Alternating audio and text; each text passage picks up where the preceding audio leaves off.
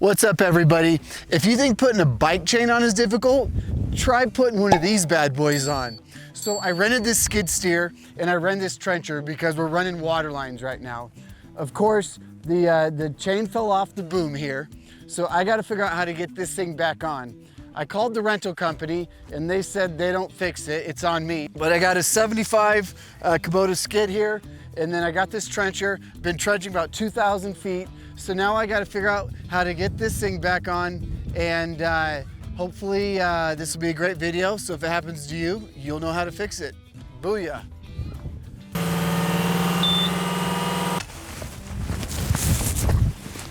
Yeah. So what we call this whole piece here is the boom, obviously, and then we got the chain for the trencher. Now, this is the Paladine Bradco 625, as you can see.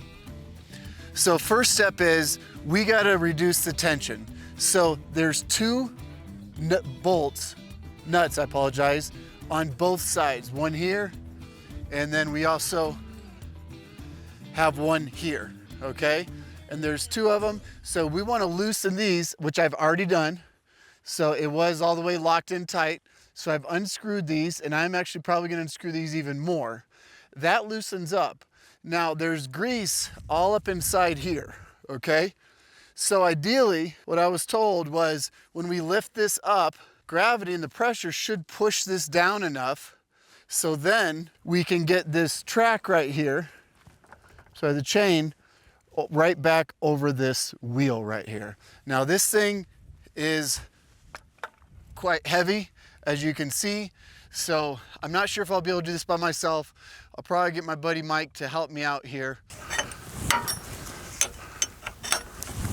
So I was informed, now that I got the bolts loosened up, or the nuts loosened up, and I have this listed, they had thought gravity would kind of push this down so then I could wrap it around the track there. That's not happening. We want to be able to keep that chain so we can turn it, so we can get on that wheel.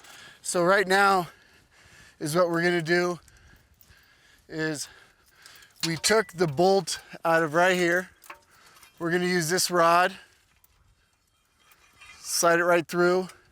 We got a chain, and then we got the come along.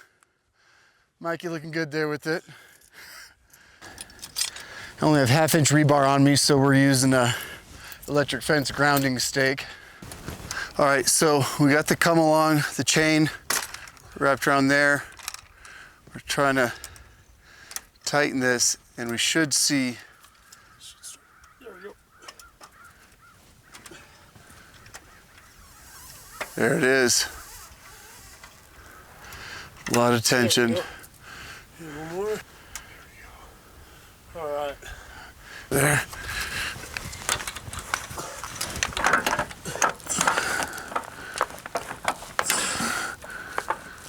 Any closer? Close.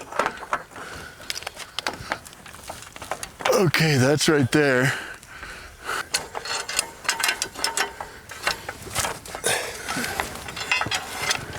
So close. Oof. You can see we got 3 teeth just about on. We're gonna turn this on and put in reverse, and let's see if it'll go.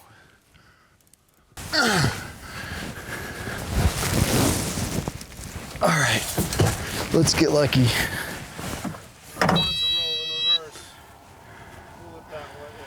And there's no slow, it's just like it goes fast, so. All right, we ready? Yep.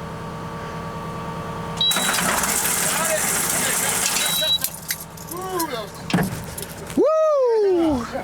Yeah. That worked. All right. And it's as easy as that. Nothing big happened, that was perfect. Yeah. Is there a tautness that this is supposed to be at? Tight as could be. Okay. So it can't roll. All right, so now we got the chain back on.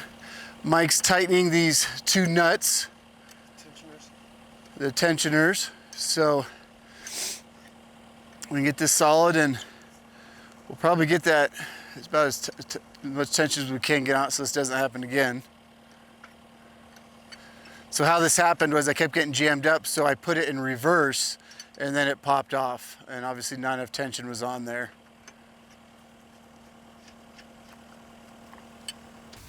When we're tightening these tension bolts here, you want the boom angled downwards. That way it's gonna try to expand where we had it up prior and it was compressing, so it was hard to get these tension bolts tight. But it looks like we're getting, that looks about how it was. One thing you wanna make sure is that this is equal distance here tightened just as the other side with it. That way you have an even pull on both sides. We went ahead and just measured the distance with this pencil to ensure that we have the same distance from the top nut to the head of the bolt right there.